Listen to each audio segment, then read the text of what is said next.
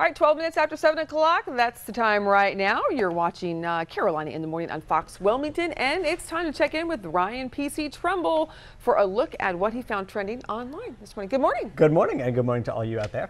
So some people, have been on television for so long, it just seems that TV without them wouldn't make sense. Well, guys, go ahead and wrap your minds around the fact that David Letterman is getting ready to say goodbye to The Late Show. Because during the taping of his show yesterday, the talk show host announced that he's retiring from that show next year. Letterman started The Late Show with David Letterman on CBS back in '93, and he got the job after he was passed over as the successor for The Tonight Show, which now, of course, is hosted by Jimmy Fallon over on NBC. And this announcement comes just weeks after Letterman's longtime rival, Jay Leno, retired from The Tonight Show. And we don't know exactly yet who is going to take his place, but it's written into actually Craig Ferguson's contract that he has the right to ask first for that spot. A lot of changes in those late night comedian shows, Yeah, Ferguson's been around.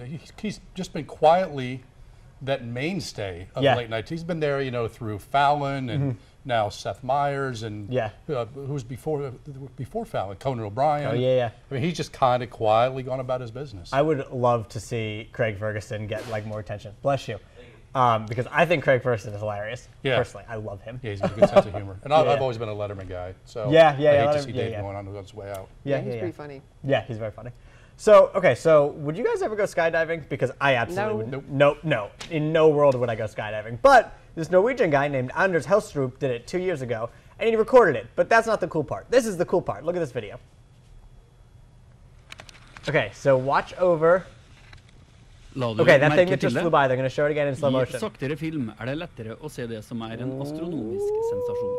Kameraene på hjelmen fanger opp en... There it is, yeah. So that scientists have been studying this footage for the past 2 years. Is it an asteroid? Yes, and they've been studying it in secret, and they are now happy, or whatever emotion scientists feel, to announce that is the first meteorite ever captured on film during what's called its dark flight, which is the part when it's not on fire anymore. Huh.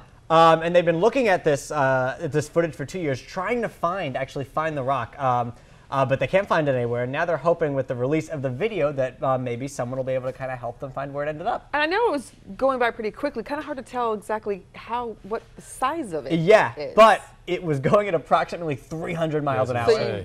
So no matter how big it was, it wouldn't. One little shift of his parachute, game over. Exactly. I didn't think about that. Oh, yeah. That thing you're right, though. Everything about skydiving terrifies me. And now the fact that you get hit by a meteor is just like another reason to not on your bucket list at all. No. Mine either. And I first thought, well, maybe it was something that had fallen off of a plane. Yeah. But then when I saw the size, I was like, oh, well, it's a rock. it Where's the rock coming from? And if you look at the footage, you can definitely see that it looks like a rock. It's missing bits and stuff. So. Well, that's kind of cool. Yeah. All right. Yeah. So nowadays, we all know that anything you say or do ends up online. And who should know that better than the CEO of Mozilla, the web browser? Well, some of his recent comments actually got him in so much trouble that he ended up leaving his job. Mozilla's CEO, Brendan Eich, will resign following a major controversy recently for his criticism or his opposition to same-sex marriage.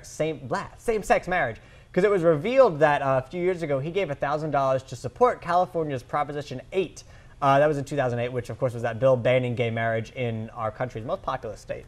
Mozilla confirmed the resignation, saying that the company prides itself on being held to a different standard, and this past week we didn't live up to it.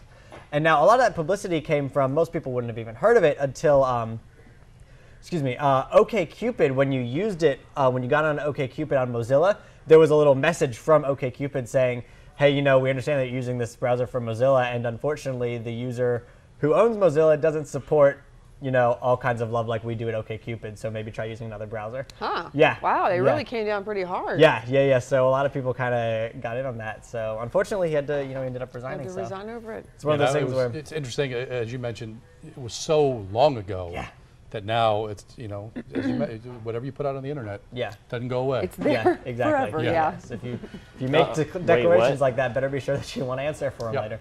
You mean things I've written on the internet could someday be used against me? Oh yeah, they never ever go away, Colin. Especially when you hack somebody else's Facebook account. Well, that would be the onus would be on that person that got hacked. I feel like there's a story there that you're not telling. Colin's famous for I hacking. used to troll from time to time. Kim used to be less secure about her password and login information and which machines and which terminals that she had open around the building. Of course. And have some fun with that. Learn in the newsroom when you walk away from your desk, you always lock your computer. Lock it up. I do now. Better lock it up. See, I've taught lessons is what I'm a teacher. We have fun. I So learned it's really something. for her own good, right? Ultimately. Better to have someone prank you than to steal all your stuff. That's As true. we take a look at the hour-by-hour rainfall forecast headed into the weekend, it looks like that we are going to see somewhere in the neighborhood of a tenth of an inch of precipitation, perhaps somewhere around there. We'll see those daytime high temperatures today into the mid-80s.